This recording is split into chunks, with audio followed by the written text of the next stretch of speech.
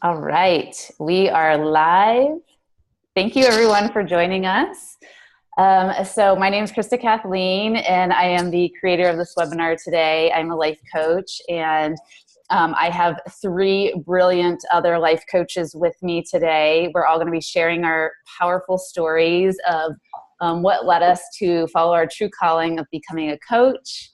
And all of these ladies are in the Inner Glow Circle coach training program with me. So we're all getting ready to graduate and to become certified professional coaches, which we're very excited about. It's been a long journey, but a very enjoyable journey as well. And so each lady tonight is going to take about 10 minutes to share her story. I'm going to be just asking some questions about her journey, and then we'll have a little bit of time at the end to do open discussion, Q&A for all our attendees on right now. You know, feel free to participate in the chat box. If you're on Zoom right now, if you're on Facebook, type in questions there as well. You know, give me a little shout out right now. Let me know where you're from, and if you are already a coach or you're thinking about becoming a coach. And let's just have fun with this, right? We're here this is a safe and sacred space, so you can show up however you want to here. I encourage you to use curse words if you want to talk about the taboo topics, say the thing that no one else is saying. That's our job as a coach. And we'll respect everyone's opinions, and yeah, that's it. So okay, so I think we have Jenn. We have two Jenns today, but Jenn, I never know how to say your last name. Can you say that for me? Sure, it's Bojorquez. Bojorquez. That was so sexy the way you said it. I love that. So we have Jenn Bojorquez. I hope I said that right. She's going to be our first one sharing today. She has a new sexy do, and as you all know, Coco Chanel has this quote of, when a woman changes her hair, she's getting ready to do something big. So I'm ready for big things. yes. I'm so excited for Jenn. So she's going to share her story first. So take it away. Okay, well, hi everyone. I'm Jennifer B for short. And my coaching journey started a couple of years ago. I guess it's what led me towards the journey is I was struggling with some ailments and as well as a divorce at the same time. And it was just a very dark, lonely place for me. And I was working full-time, 9 to 5. And as I was healing, I was learning, about sound therapy and just eating different, like eating gluten-free and, dairy-free and just things that aren't necessarily the norm, like Reiki. These were things that were helping me heal because I was going to doctor after doctor and I wasn't healing. But when I started getting more into what, the woo-woo culture, that's when my true healing really started to happen. And with that came empowerment, and with that came, I wanted to empower other women. When I was at my lowest point, I was living on the East Coast actually, with no family, no one around, sick, trying to figure out, confused, lonely. And women were really there lifting me up. They were there for me. There's magic. There's magic when women come together and come and lift each other up. And I believe that to my core. And I've been wanting to figure out a way to give back and help and serve. And it's something that I've always truly wanted. I was working as an insurance underwriter. The pay was, fine. I had the benefits as a steady income, but I just wanted more. So I was always doing different activities, getting into multi-level marketing or trying, building websites or starting a blog, just thing after thing, trying to support, trying to help people, trying to do more. And eventually I just decided to quit my job. And I took a month off. I had no plan other than I wanted to move to California. And I just spent the entire time just meditating and walking and just taking life so slow and just letting my intuition just be my guide, like 100%. I had to trust the universe because I had no plan. And that's when I came across Inner Glow Circle. I was introduced to Katie quite a few times, and she's the one who is the CEO of Inner Glow Circle. And I was just like, maybe I need to give this a shot. So for the past 6 months, I've been in training to become a life coach, and I believe it's 100% the best decision I've ever made in my entire life. And I don't know if that was 10 minutes. Should I keep going, or was that a good summary? No, that's a great summary. And then I can ask you your clues now as well, or your questions. Sure. And you may have already answered some of this, but so what clues from your past told you that you would be a good coach?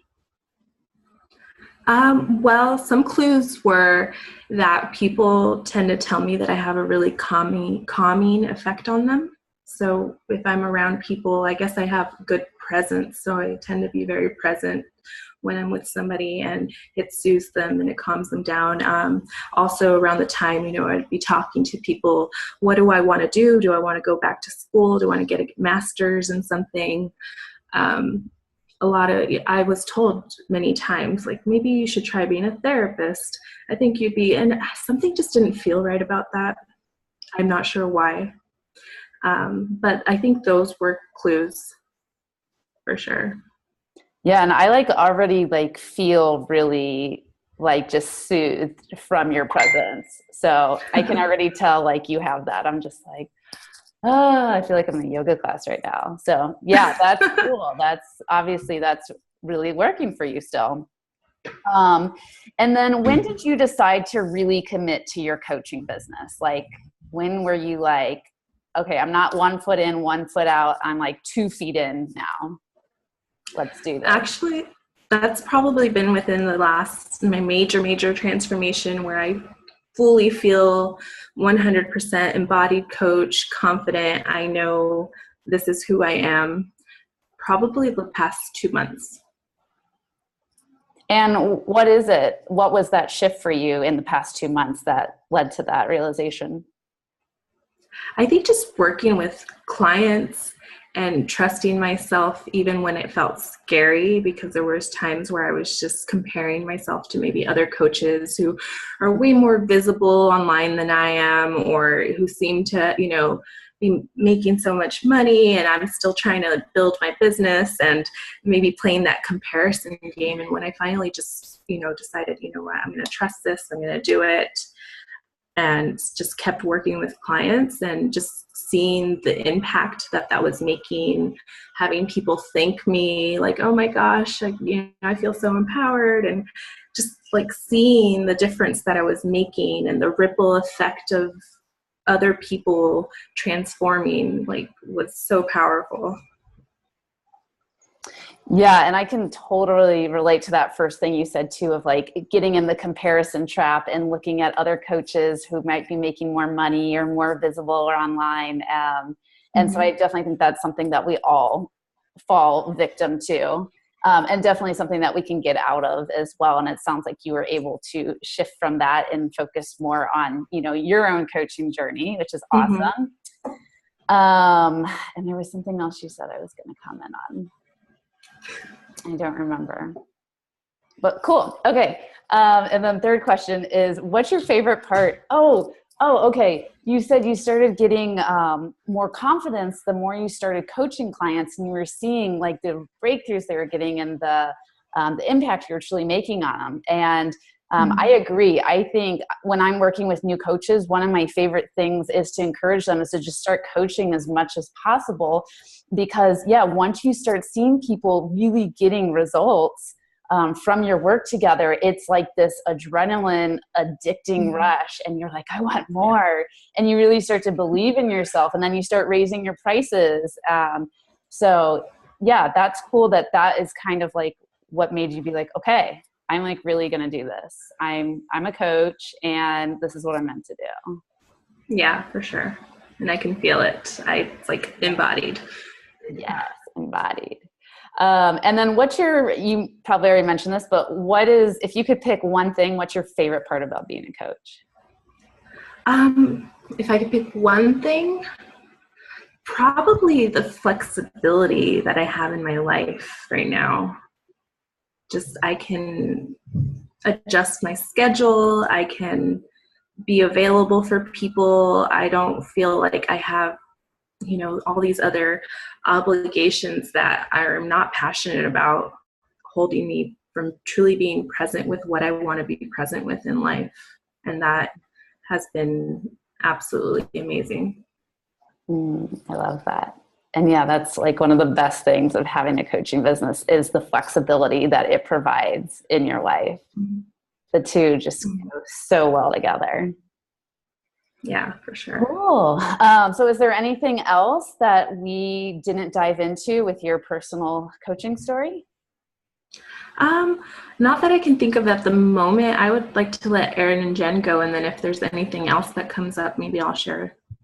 Okay, perfect. Yes. Thank you so much. Yeah, thank you.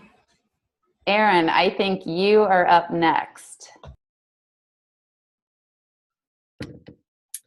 Okay. My name's Erin Case, and Krista, I just want to thank you for the opportunity to join today.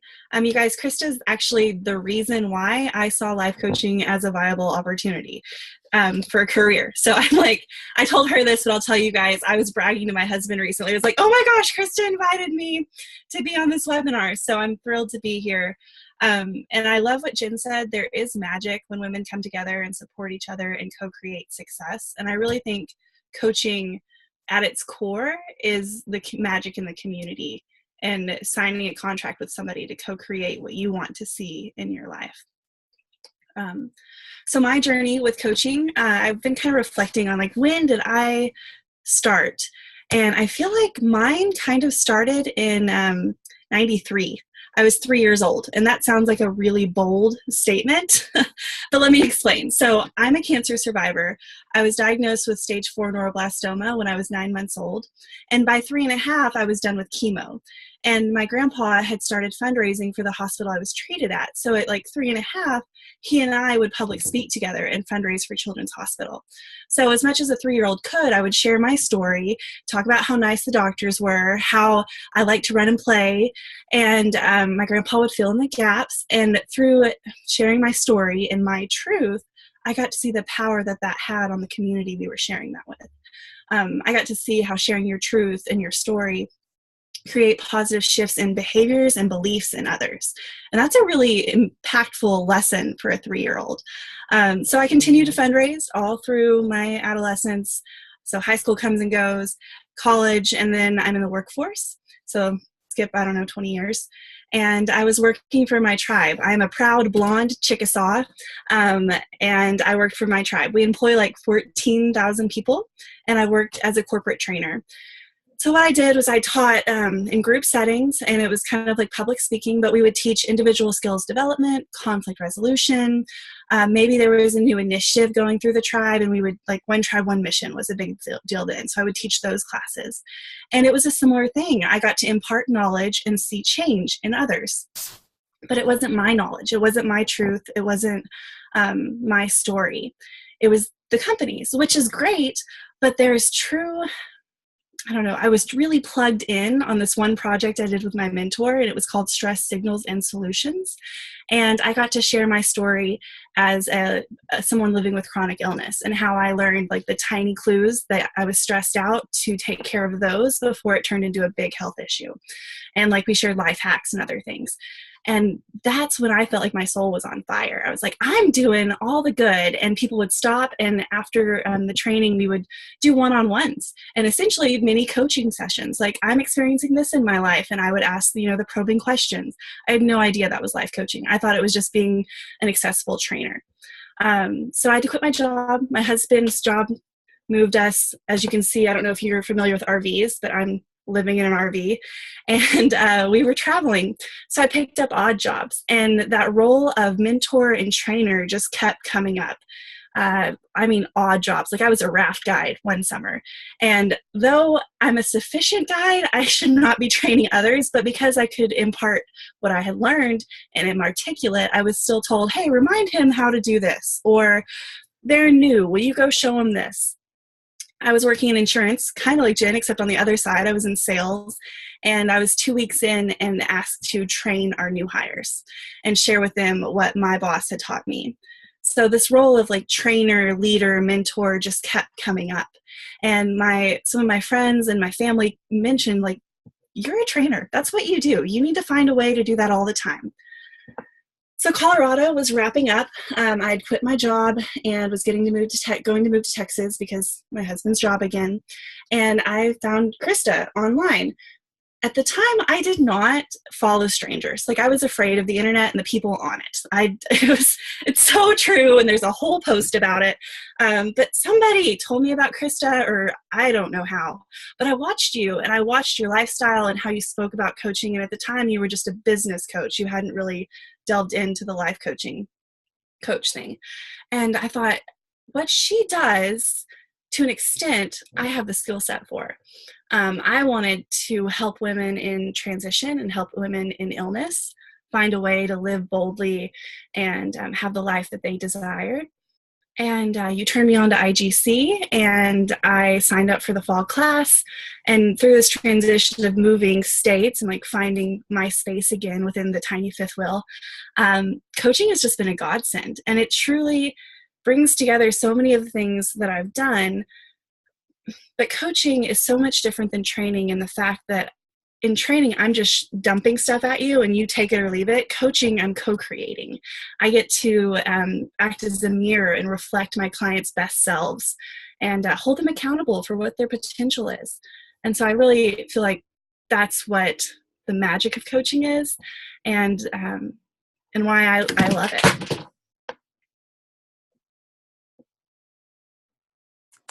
That was a beautiful story. Thank you so much for sharing that. And yeah, I'm still so happy that you reached out to me that day last summer, so almost a year ago. And we talked for like 30 minutes. And then next thing I know, like Katie or Olivia was texting me and like, oh, Erin signed up for Inner Glow Circle. So I'm like, I know you said you weren't like into like following strangers on the internet, but it sounds like it was divine intervention. And I'm so glad you followed. So obviously one of the questions is, what clues from your past told you that you'd be a good coach? And it sounds like you were already like training and coaching already for years before in your other jobs. And I've noticed that with a lot of new coaches is they already have been coaching for a long time and they just don't realize it. And then it gets to a point where someone like throws out the idea of like, hey, you seem like you'd be a really good coach.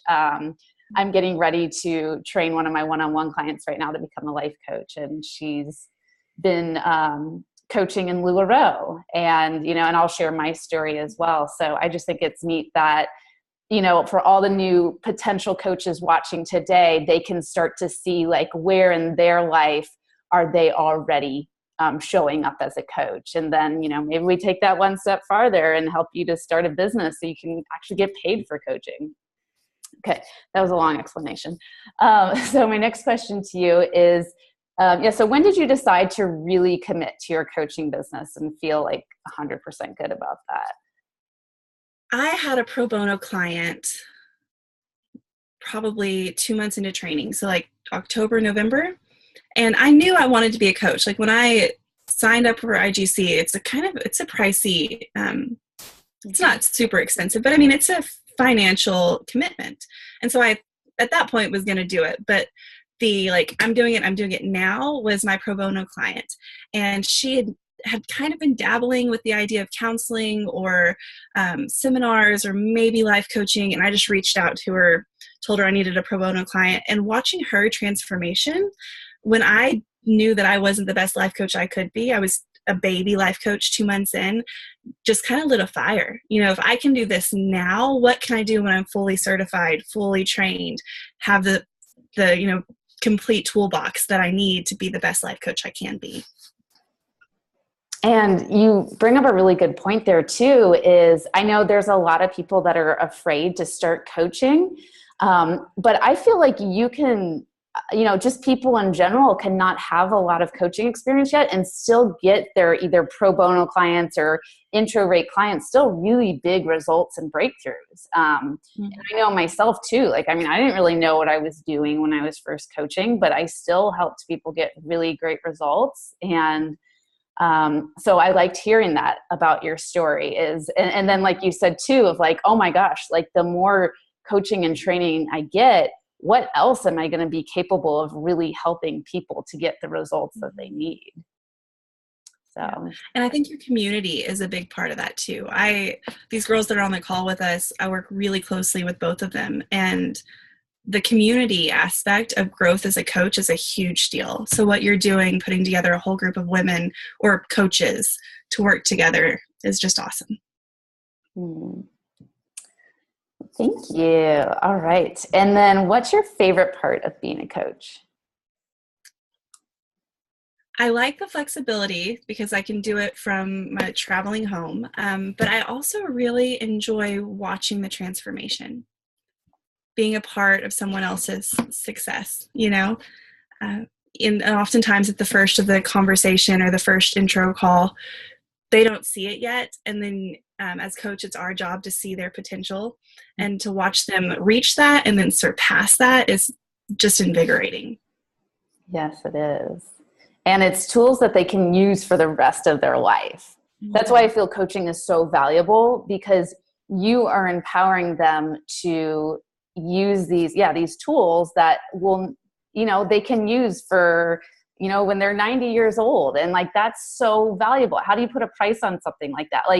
My first life coach, I worked with her 3 or 4 years ago, and I'm still using so much stuff, personally and in the way I coach from what she taught me. And investing in my first coach, I paid $450 a month. I was terrified. I was like, oh my gosh, I've never paid this much money for something that wasn't a house or food or car. And I just was so ashamed of myself, but I was in so much emotional pain that I was I need something, right? And this seemed like it was the best thing at the time. And now it's some of the best money I've ever spent. And I'm so grateful. I just pushed past through the fear and did it. And now I think about it $450 a month really isn't that big of a deal. But at the time it was a huge deal. But yeah, so it's scary and it's intimidating hiring your first coach, but I think it's magic and it's life-changing. And as you can see, Erin, that, by you having a coach yourself and then coaching people, just the impact that it makes is huge. Mm-hmm. Yeah, cool. Okay. Is there anything else that we missed from your story today? I don't think so. I'm excited to hear Jenn's. Yeah, me too. Me too. Okay, thank you so much for sharing. All right. Jenn Hepton, you are up.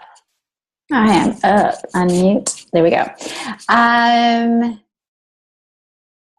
First, I just think how amazing that we're all together, and it's absolutely amazing to see people writing in the chat box, and it's amazing to see that people are watching as well. And it's my what the other lady said as well. I was the same, my friends. It's so about community, and it's so about being together to support each other. I mean, that's basically I think as we were going through training, one of the most important things for me, because some days you're like, can I do this? Who am I to be a coach? And then we come together in our trainings and it's just magic, pure magic. So I wanted to start off by saying that, and I'm very grateful.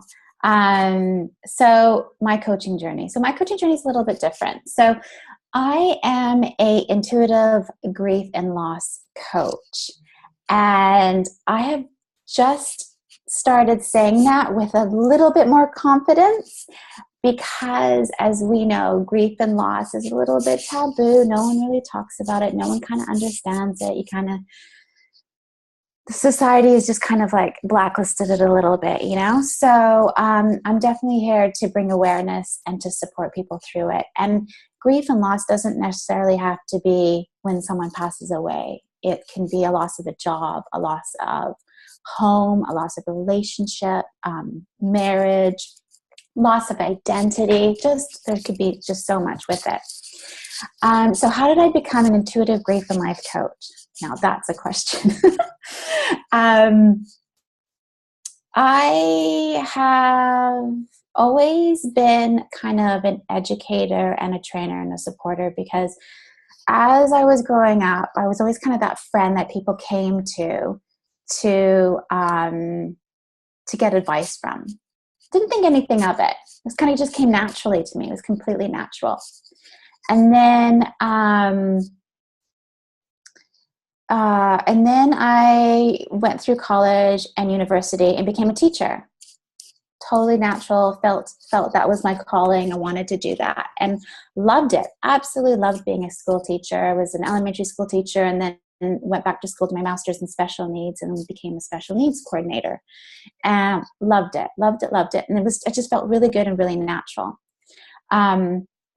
Sadly, we were pregnant. I got pregnant about 5 years ago, and we lost our twins at 22 weeks.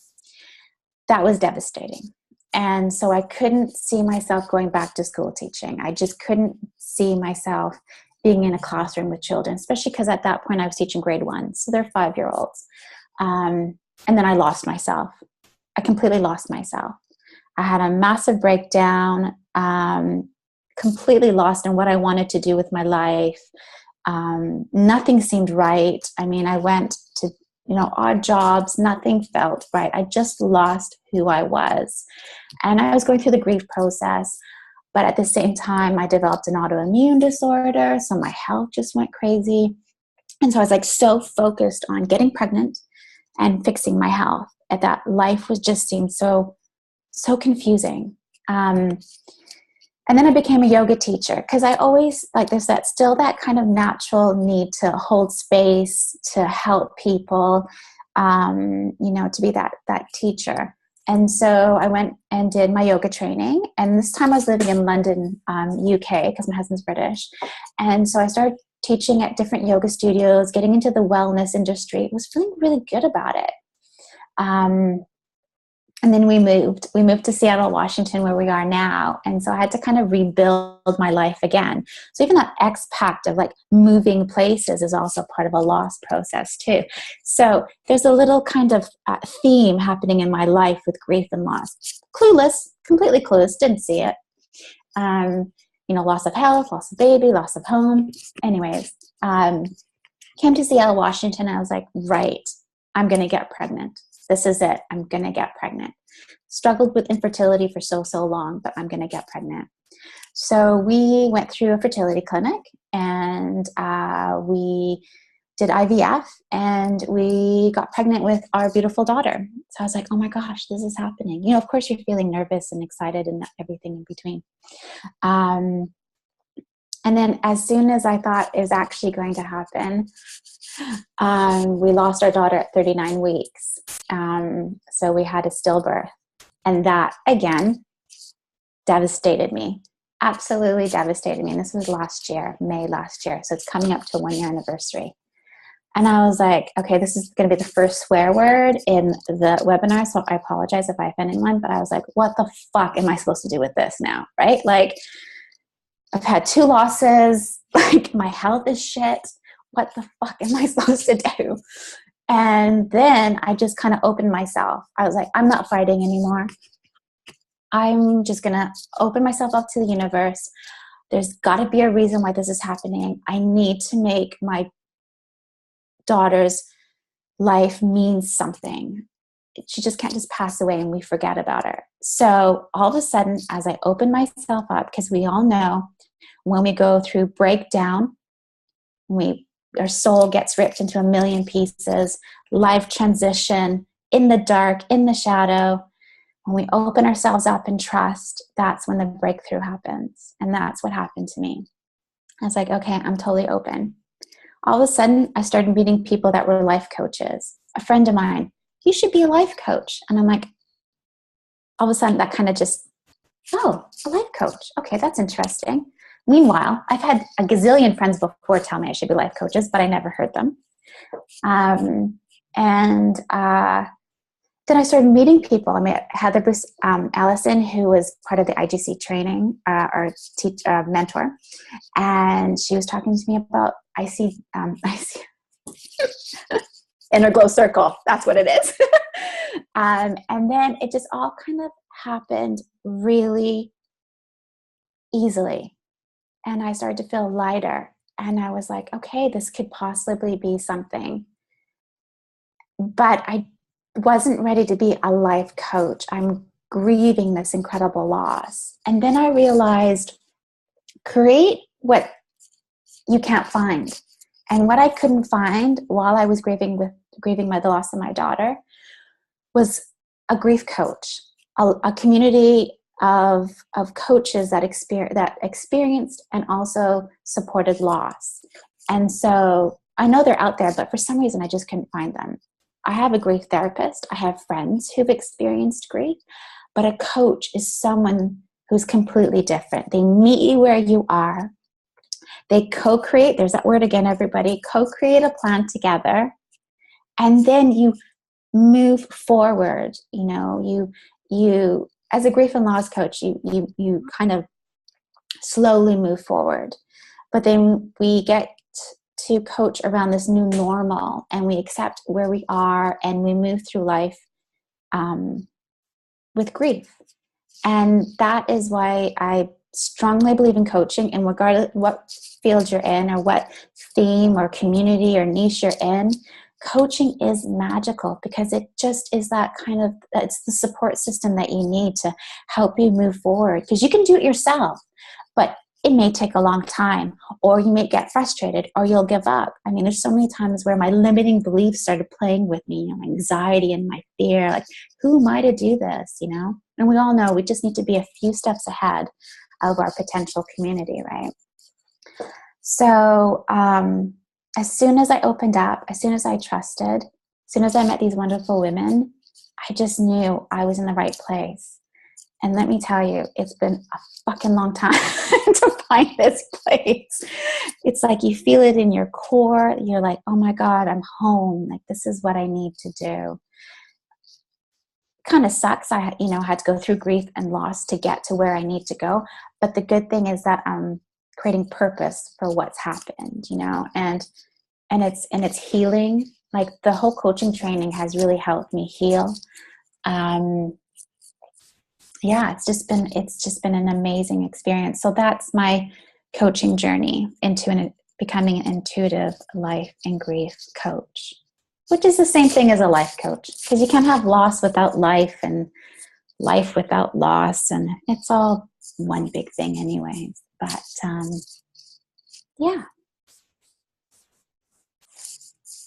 Well, thank you for sharing your beautiful story. I was like just hanging on to every word. You're such a good speaker. You just had me like just captivated the entire time. So thank you so much for sharing that with us. Thank you for saying the word fuck. I love saying that. I think it's very empowering for a woman to use that. So I love that you used that today on the webinar. So I took a few notes on what you were saying before I asked the questions. I noticed that you said, I was that person who people came to for advice and for support. And I realized that when you're a natural coach, people are just going to gravitate towards you for, someone to listen to, someone to ask questions to. And so that's neat that you brought that up, because I've experienced that myself as well. People always come to me for help throughout the years. So that's a good way to tell that you are meant to be a coach. Also, the fact that you were a teacher and a yoga teacher on top of that. You were a service provider. I was a nurse.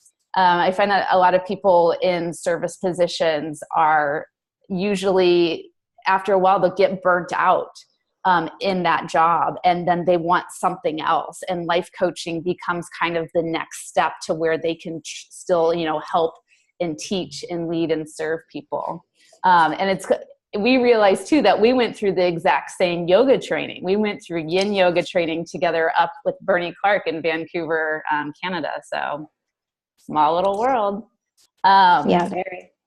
Another thing is, just by, you said a couple times of like, you've had to go through quite a bit of pain and loss in your life. And something that they teach us in our Glow Circle is everybody has a powerful life story, and how can we turn that pain into purpose? And you were doing exactly that. And I can't imagine what you're going through when you went through those situations. But I think it's so beautiful now that you're using, what you learned and using that for purpose. And what was that quote that you said when you were coaching me about when you go through like trauma or loss, that's not what makes you strong? Oh, yeah. So it's not the actual trauma or the grief or the loss, or it's not the actual event that makes you stronger. It's what you do after. So what you do with it that creates the strength. It's that connecting to your inner wisdom, your inner strength. That's what makes you strong. Mm-hmm. So it's not the actual event, but it's what you choose to do with it, and what you choose after that makes you stronger. Yes, and I love that. And in our coach training, we are paired with another coach. And so Jenn's been coaching me the past couple months, and I had a little bit of a traumatic experience a couple weekends ago. And so she was just an amazing coach for me during that, and taught me that quote. And I was like, yes, like that just made me feel so good and empowered. Knowing is like, after you go through something, what is it that you do with that? That can be used as like strength. So I'm so grateful you taught me that. And then I know you mentioned this too. Another thing we learn is break down to break through. Sometimes nobody likes to go through breakdowns, but sometimes they're so essential in order to get that breakthrough. And so if anyone watching right now is currently in their own version of a breakdown, just know that the breakthrough is coming. Sometimes you just have to be patient and have so much trust and faith in yourself and in the universe. Get all the support that you need, whether it's from therapists or higher coaches, because the breakthrough is coming right around the corner.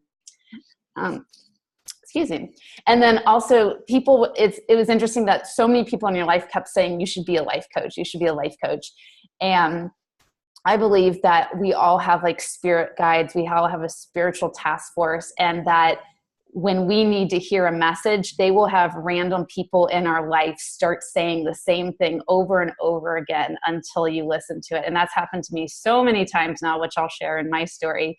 But so I love that, like, you were like, okay, so many people are telling me a life coach, I'm going to be a life coach now. And then, sometimes you don't even hear it at first, because I'm sure people said it to you back in the day and you're like, I don't know what a life coach is, or that's ridiculous, or it's scary. It could be really scary because you're like from a secure job and then you move into something that you're like entrepreneurial. But to be honest, like as soon as you trust and you open, and Jenn and Aaron talked about this too, it feels so good to meet new people, to see breakthroughs, to support other women. And the flexibility, I'm like, I love the sun, so I want to chase the sun. I can't do that with teaching kids or anything. You can do that with life coaching. Mm-hmm. So yeah, definitely. And you also said another thing too, of like, you felt once you joined the life coaching community, you felt like you were at home.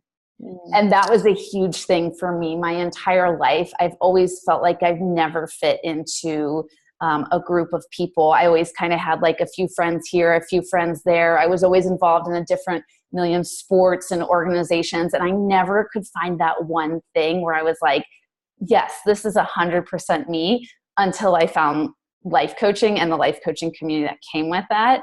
And like, it's just incredible even though we all have different personalities and we're all so many different types of coaches, like we're just all like so connected and the same at the end of the day, with like how we view the world, how we want to, serve and help and make an impact. And so I just think the coaching community is wonderful. And I agree. I'm right there with you.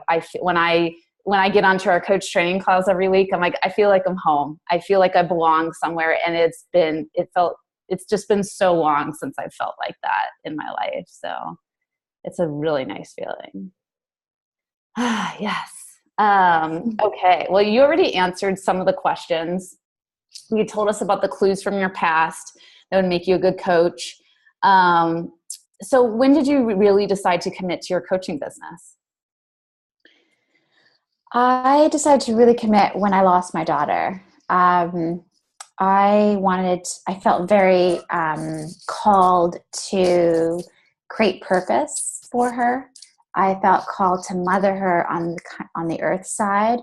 And as soon as I started meeting, life coaches that were, they just loved what they were doing. And interesting enough, and this is the universe probably, I started meeting a lot more moms who lost their babies, infant miscarriages, or infertility. People started talking to them about me, and then I was creating this kind of sub-community of support.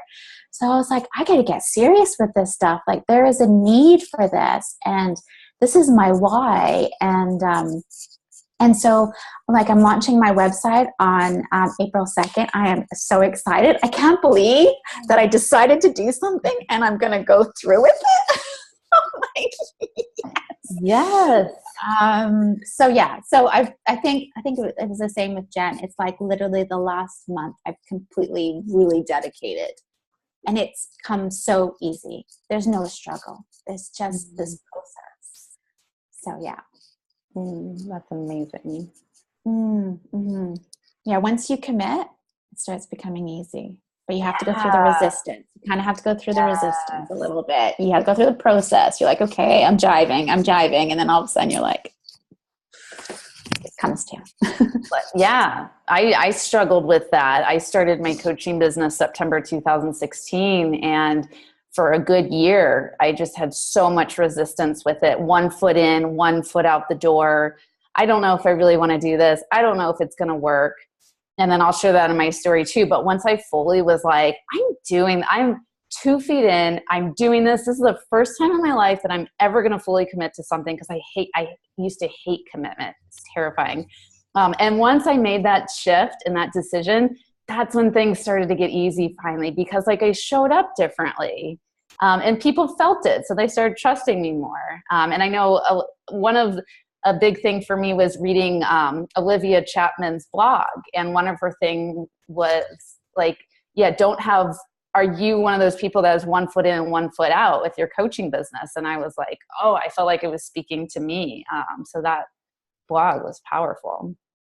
Yeah, it does get easier once you like fully commit, which you would think it wouldn't, but you do. And you're right. You do have to go through that resistance phase first. I think you have to. I think it's probably true for all of us.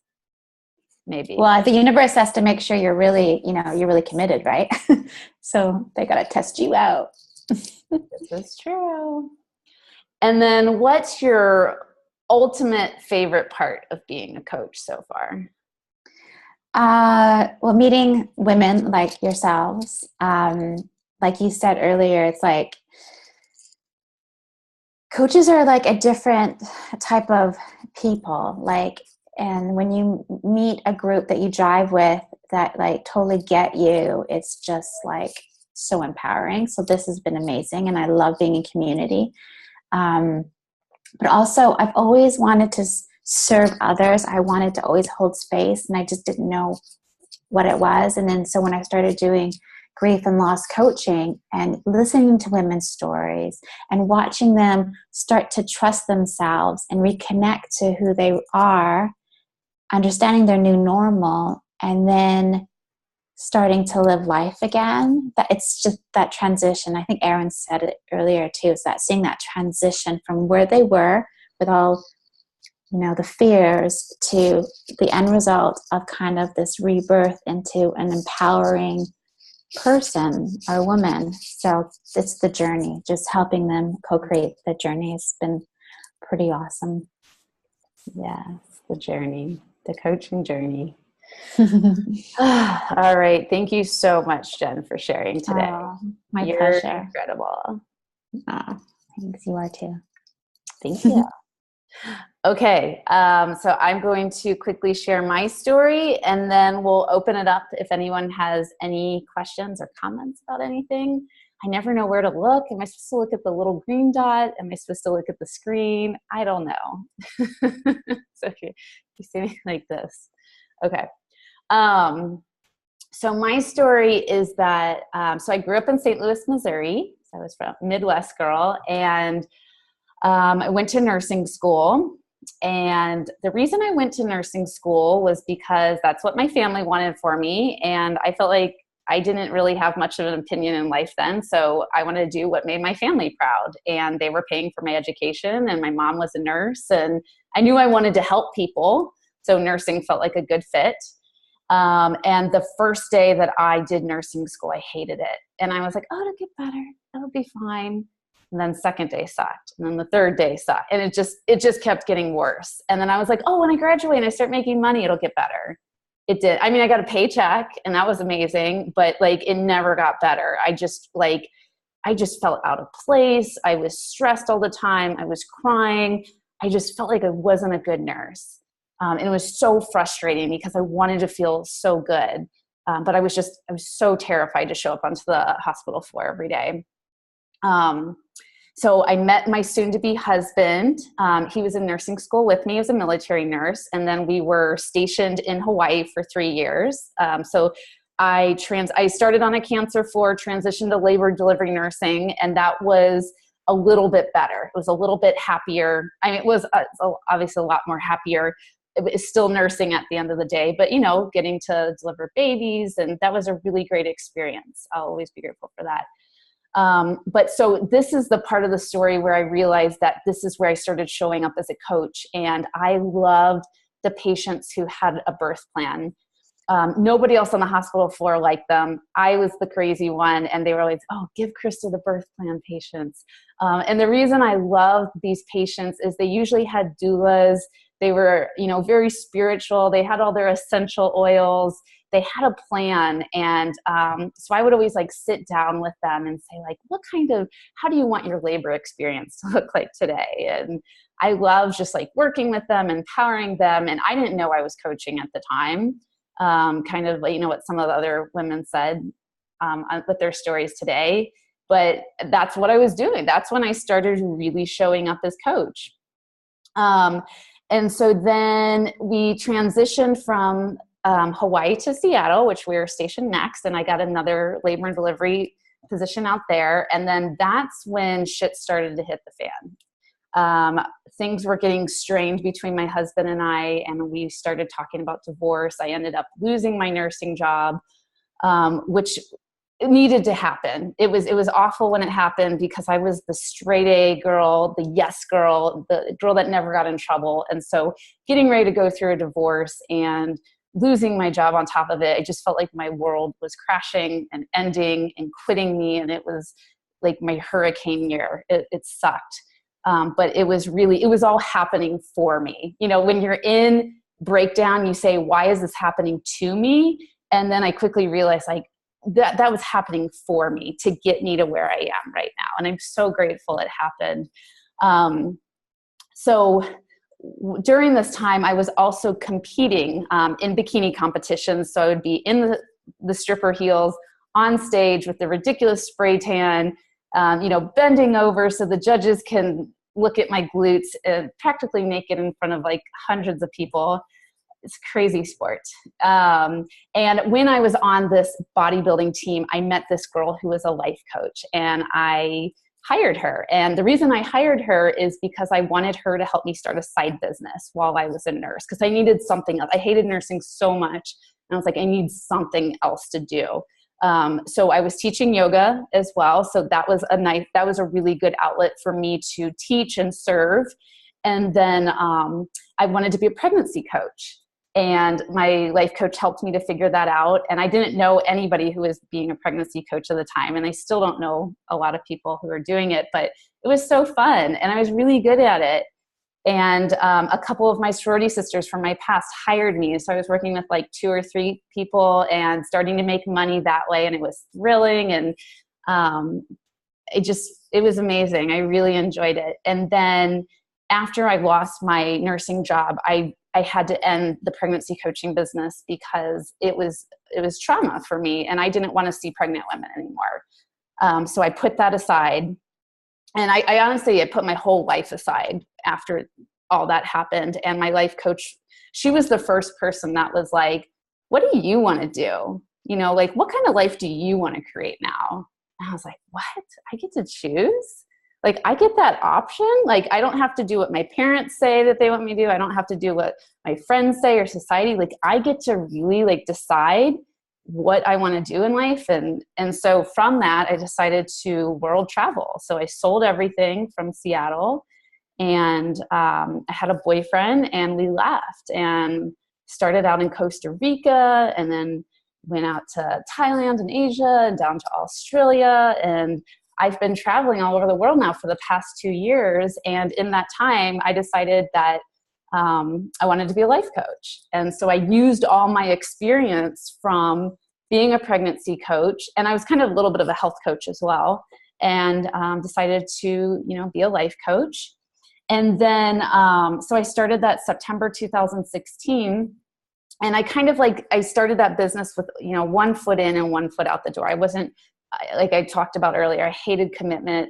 So wasn't really sure if that was something that I really wanted to do. But then once I started coaching people for free, and then, charging like $50 a session, then $75 a session, and seeing people really getting amazing results. And it was the first time that I was like, oh my gosh, like I'm really good at this, and I see a future in this. And this is something that could potentially replace my nursing income someday. And I'm not gonna lie, like that transition going from being a nurse and getting a paycheck every 2 weeks to being an entrepreneur and not knowing, how many clients I was going to have or how much I was going to get paid.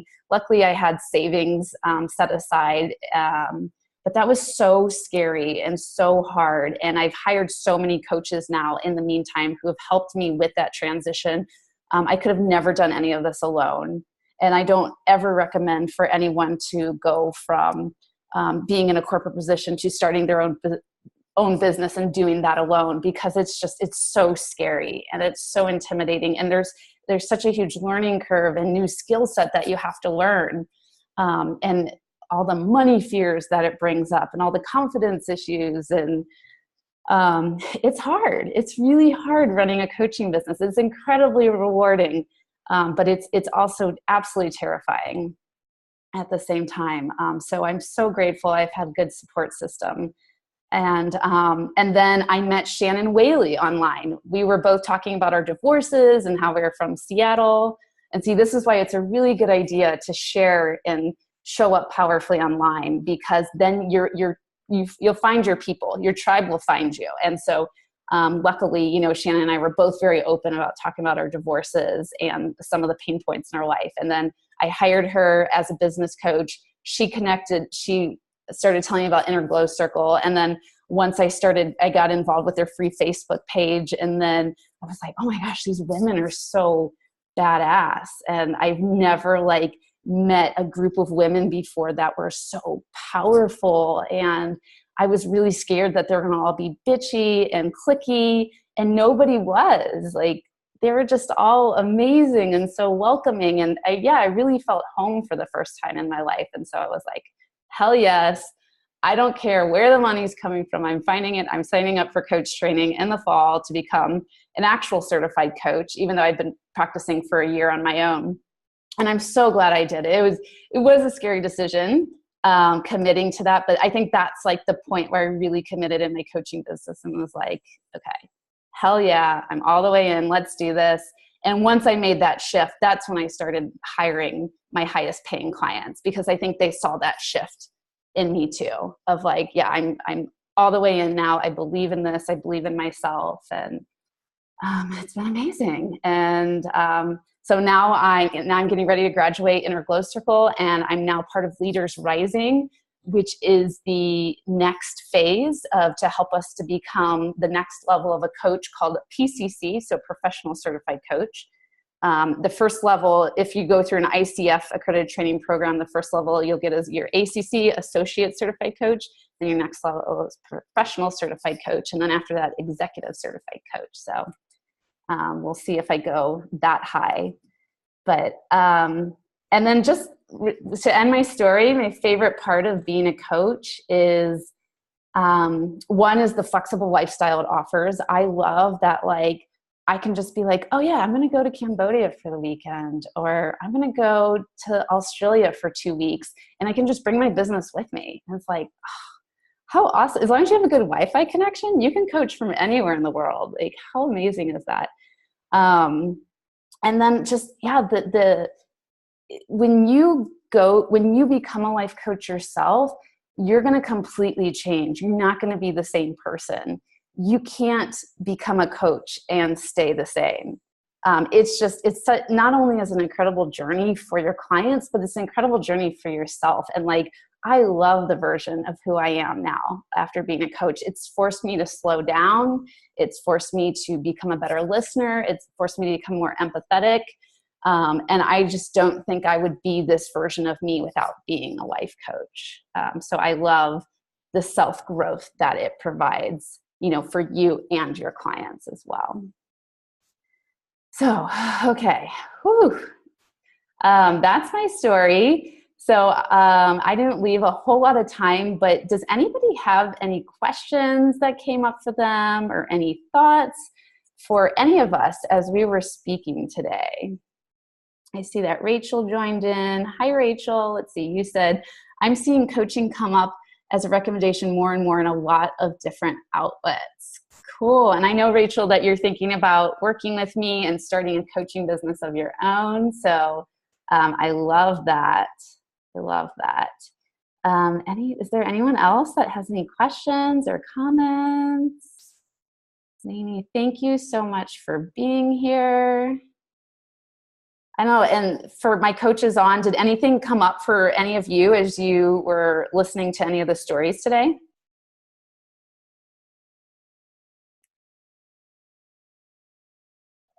Well, I don't think I touched on the community as much, but yes, the community, finding your tribe, like-minded women, just is so magical. I don't know, I couldn't say, I'm at a loss for words right now of just how amazing it is.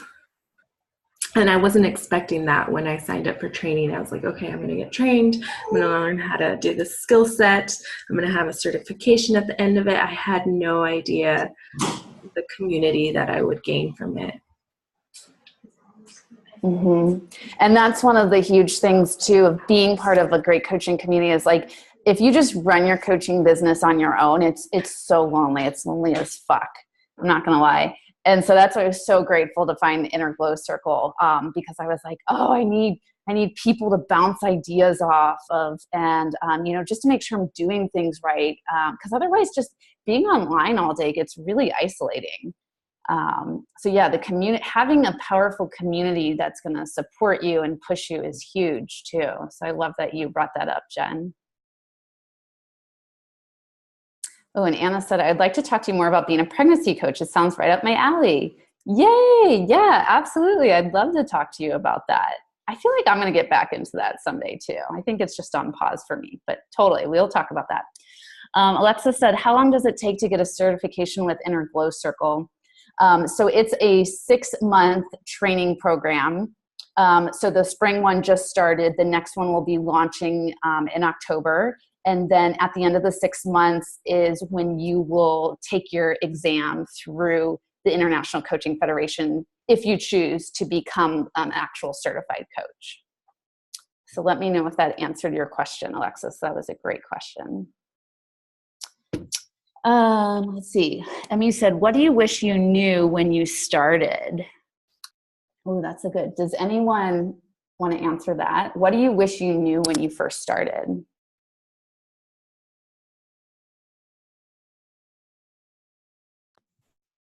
that it's okay to go with your gut in a coaching call. I was often like really afraid to say what I was thinking or what I was like picking up on, because if it didn't land, then there's that awkward silence, and do they think that I'm a fraud at that point? But I found that if you just say what's in the space, or as Katie says, say the damn thing, right? That it has an impact. And even if it doesn't land at that moment, I found that it'll land by the end of the call. Like, it comes out. So trust yourself and be bold. Yes. And I would love to add to that. I love the fact that Erin said trust. Trust is a really key component in going through this training, because the ego will start talking, your belief system gets really challenged, but trusting the process, just trusting where you are at that moment, is where you need to be. And yeah, trusting. And then funny enough, what you learn as you're going through the training, you take with you as a coach when you're helping your clients, just like how Erin had said, like, you just trust your intuition while you're going through the training, and then you take that while you're supporting your clients too. Mm-hmm.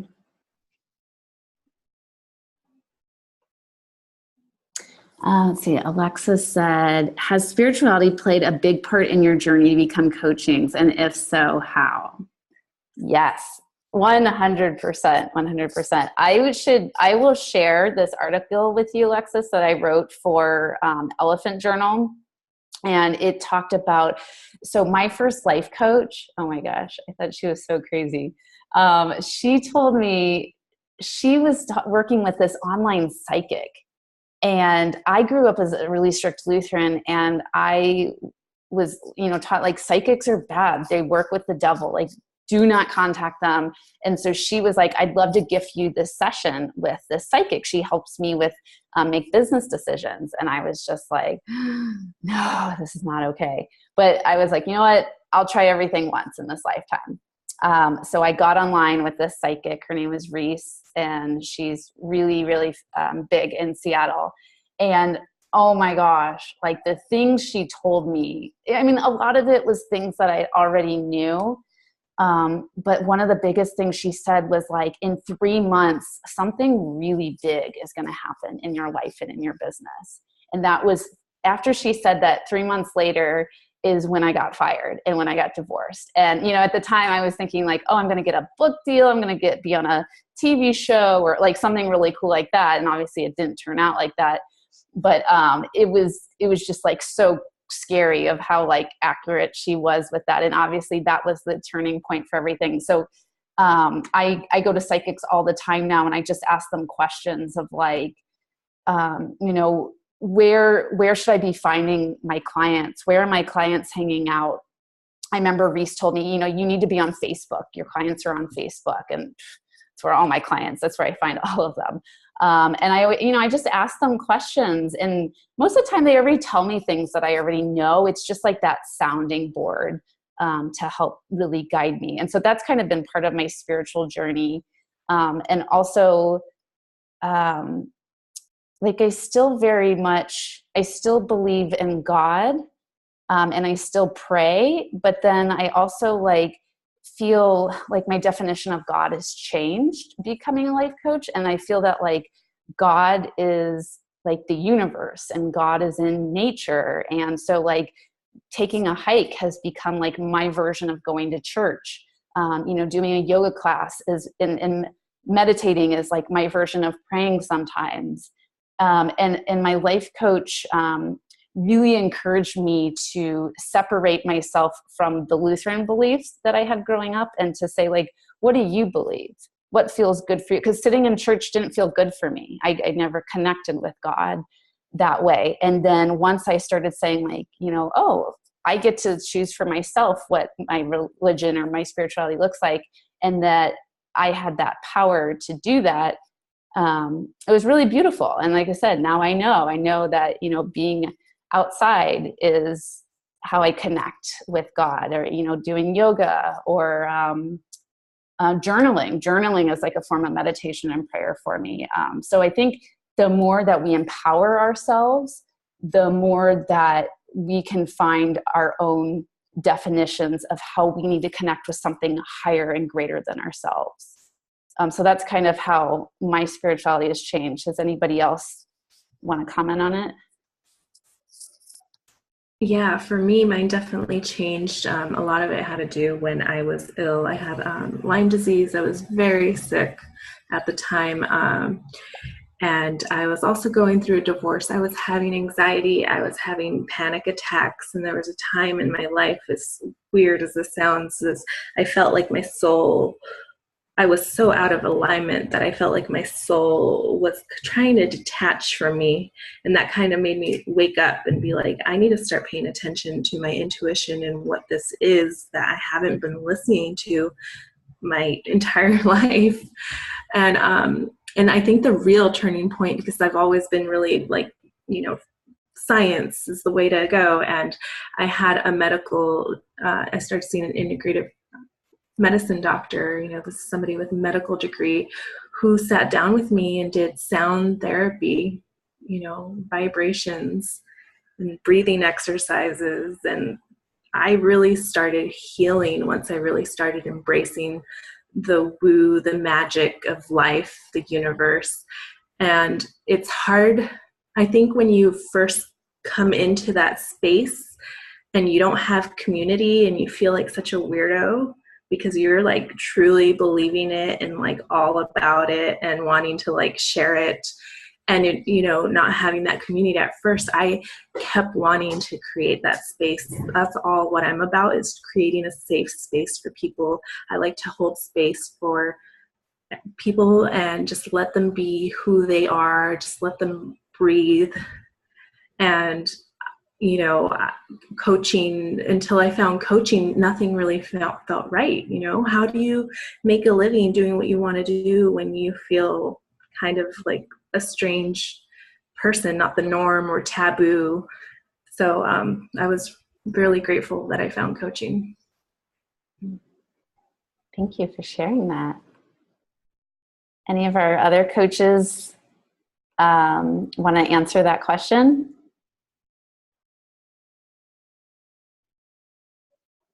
Well,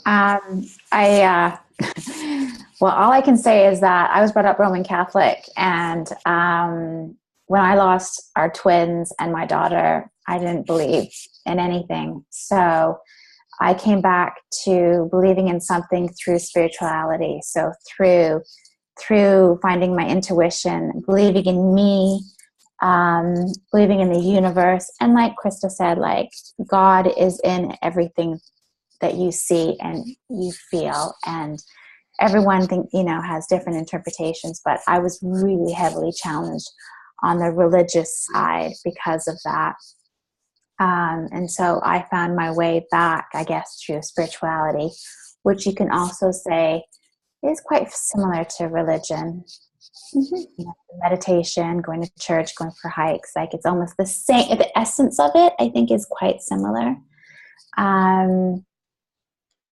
But yes, spirituality has played a big part of my healing and my journey with life coaching.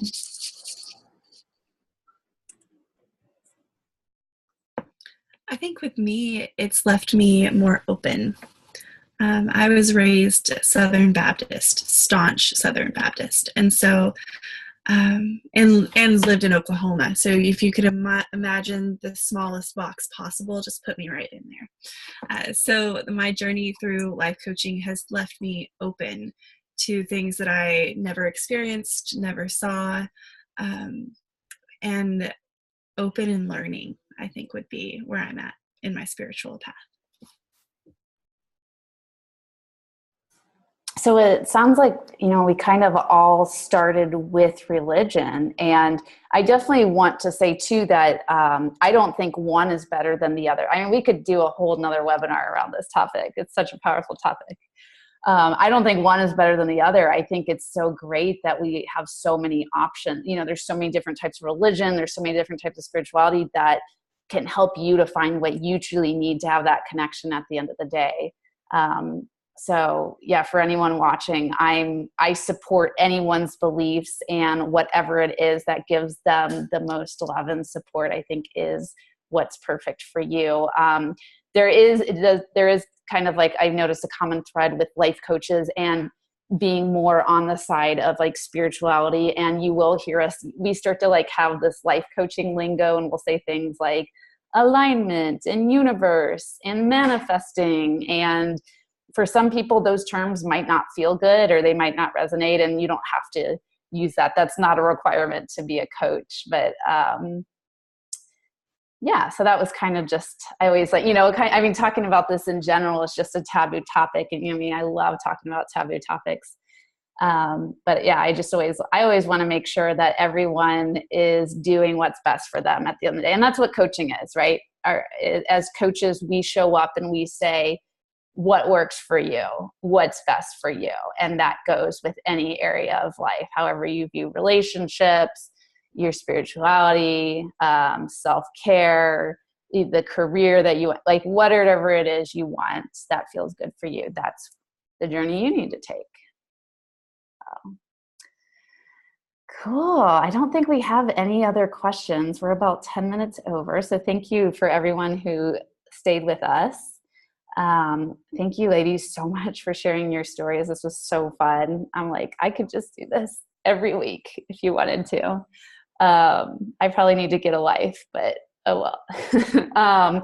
And just really quick too, for anyone who's watching, I am starting a new coaching program. It starts April 2nd, and it's for anybody who wants to become a life coach, or maybe you're already a coach and you want to take your business to the next level.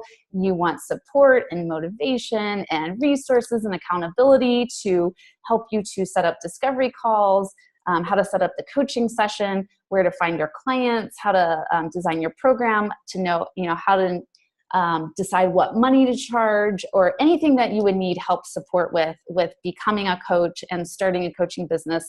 This program is for you. So I just talked with another girl today. I'm pretty sure she's going to join. So I only have one spot left, actually, which I'm so grateful for. So if you feel like this spot belongs to you, let me know. Reach out to me. I put my booking link in the Facebook chat. And I think pretty much everyone that's on the Zoom thing here I know 2 of the women here are already going to be a part of the Coaching Warrior program. And I didn't say, but we're just going to be meeting every Monday night on Zoom. And we're going to do that for 60 minutes, 8 p.m. Eastern, over the course of 3 months. And then you're also going to be part of a private Facebook group where you can practice going live, practice sharing your authentic story. And you'll also be matched with a coaching buddy. To where you can do role playing, you can practice on your coaching buddy before you practice on real clients. And we do that in Inner Glow Circle all the time as well. It's so fun, kind of scary, role playing scary, but it's really powerful and it's good. So yeah, so if that program feels like, if you're this one person that's left that I'm looking for, reach out to me. Otherwise, that's it. So thank you so much, everyone. This was so fun. So, all right. Bye. Bye. Bye, everyone. Bye.